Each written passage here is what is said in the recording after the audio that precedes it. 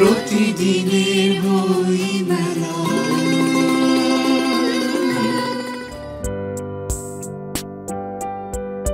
জনপ্রিয় কথা সাহিত্যিক ও মনোবিদ মোহিত কামালের সাথে দেখা হয়ে গেল মেলা প্রাঙ্গণে। তিনি জানালেন এবারের মেলায় তার বই নিয়ে। শুরু থেকেই বইমেলাটা বেশ পরিচ্ছন্ন মনে হচ্ছে।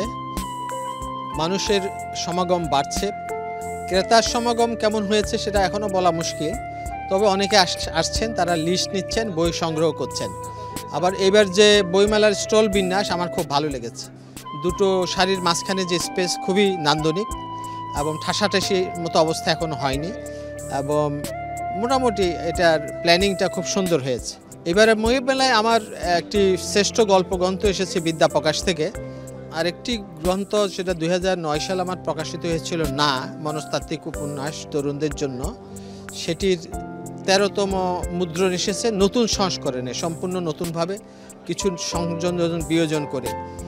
এটি একটি বিষয়। আর একটা হলো আমার বাতিঘর থেকে কিশোর উপন্যাস সমগ্র 1 এবং কিশোর উপন্যাস সমগ্র 2 এসেছে, এবং সেখানে শিশু কিশোরদের মনস্তত্ত্ব নির্ভর এই উপন্যাসগুলো তারা সংগ্রহ করছে। আর একটা উপন্যাস আমার আসবে, ইংরেজিতে ট্রান্সলেশন হয়েছে না উপন্যাসটির, নো নামে, এটা পাঞ্জেরি থেকে আসছে। এই কয়টি আমার উপন্যাস এসেছে। আরেকটি নজরুলের ধূমকেতু নিয়ে একটি আমি নন ফিকশন সম্পাদনা করছি, সেটা স্বপ্ন 71 থেকে আসছে, এখন আসেনি। এই হলো আমার এবারের বইমেলার আয়োজন। আমি আশা করি দর্শক শ্রোতারা বইমেলায় আসবেন, পরিবাররা বইমেলামুখী হবেন, সন্তানদেরকে নিয়ে আসবেন বইমেলায়, বইয়ের সঙ্গে জগতের সঙ্গে পরিচয় করিয়ে দিবেন, তাহলে বইয়ের প্রতি তাদের আগ্রহ বাড়বে, তারা বই পড়বে। নেটের নেশায় সময় নষ্ট না করে বইয়ের নেশায় তারা সময় নষ্ট করুক, তাদের সৃজনশীল বিকাশ হোক, এটা আমরা চাই।